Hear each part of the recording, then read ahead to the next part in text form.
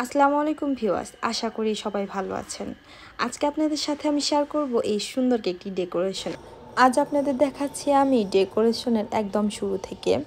আমি একটা পাইপিং ব্যাগের মাথা চিকন করে কেটে তারপরে ক্রিমগুলো দিয়ে নিচ্ছি। আর কেকটা ছিল 1 পাউন্ডের, স্লাইস করেছিলাম 2টি। এবার উপরের পার্টটি আমি দিয়ে দিচ্ছি আর একটু চেপে চেপে নিচ্ছি যাতে একদম সমানভাবে কেকটি বসে। আর আমি সাইডে একটু ক্রিম দিয়ে ক্রাম কোটিং করে নিচ্ছি। ক্রাম কোটিংয়ের সুবিধা হলো কেকের যে গুঁড়ি গুঁড়ি ভাব আসে, ক্রাম কোটিং করলে সেই গুঁড়ি গুঁড়ি ভাবটা আসে না। ক্রাম কোটিং করে ফ্রিজিং করা ভালো।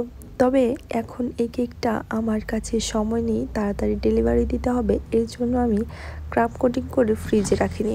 আপনাদের কাছে সময় থাকলে অবশ্যই ফ্রিজিং করে তারপর ফিনিশিং আনবেন, এতে করে ফিনিশিংটা অনেক সুন্দর আসবে। কেকের উপর গুঁড়ি গুঁড়ি ভাবটা কখনোই আসবে না। আমি একটা পাইপিং ব্যাগের সাহায্যে ক্রিমগুলো দিয়ে নিয়েছি। আমি সাইডে একটা স্কাপারের সাহায্যে ফিনিশিং এনেছি এবং উপরের অংশে আমি একটা নাইফের সাহায্যে ফিনিশিং এনেছি। এটা একটা রোজ নজেল আর এর গায়ে কোনো নাম্বার ছিল না, এর জন্য আমি সরাসরি আপনাদের নজেলটা দেখিয়ে নিয়েছি।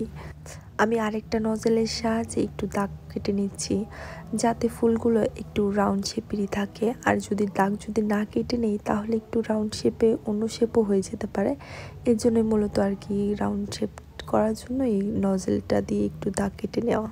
ফ্লাওয়ারটা করা একদম ইজি, আপনারা একটু দেখলেই বুঝতে পারবেন আমি আসলে কিভাবে করছি। ফুলগুলোতে আমি একটু বেশি ফাঁকা রেখেছি কারণ এর মধ্যে আরেকটা উপরের অংশে ফুল বসবে। যখন কেকের একটু কাজ করা হয় তখন কেকটা দেখতে একটু ভালো লাগে না, যখন একদম ফিনিশিং কাজ করা হয় তখন কেকটা দেখতে অনেক সুন্দর লাগে। আমি এখন যে ক্রিম দিয়ে কাজ করছি সেটা হলো একটা অরেঞ্জ কালার ক্রিম, আর হুইপ ক্রিমের সাথে একটু অরেঞ্জ কালার মেশালে এই সুন্দর কালারটি এসে যাবে। আর এই উপরের অংশে থাকবে সাদা ক্রিমের ফুল করা, তো আমি সাদা ক্রিম দিয়ে উপরের ফুলগুলো করে নিচ্ছি।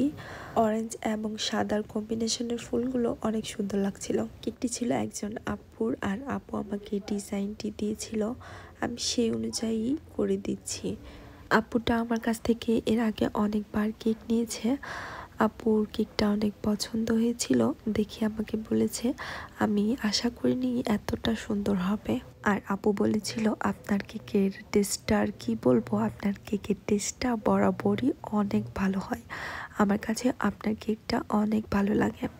সুন্দর সুন্দর রিভিউ পেলে আসলে মনটা ভালো হয়ে যায় আর কাজের প্রতি ভালোবাসা আরও দ্বিগুণ হয়ে যায়।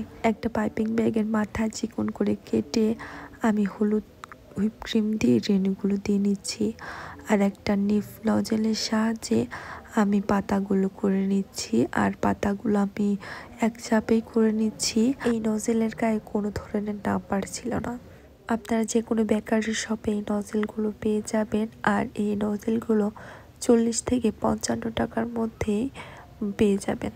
এই নজেলগুলোর সাথে রাশিয়ান নজেলগুলো গুলিয়ে ফেলবেন না, কারণ রাশিয়ান নজেল এই নজেলের থেকে বহু গুণ দাম বেশি। আপনাদের কাছে কেকটি কেমন লাগলো? কাস্টমার তো অনেক পছন্দ করেছে, আপনাদের কেমন লাগলো? আজ এ পর্যন্তই, ভালো থাকুন, সুস্থ থাকুন, খোদা হাফেজ।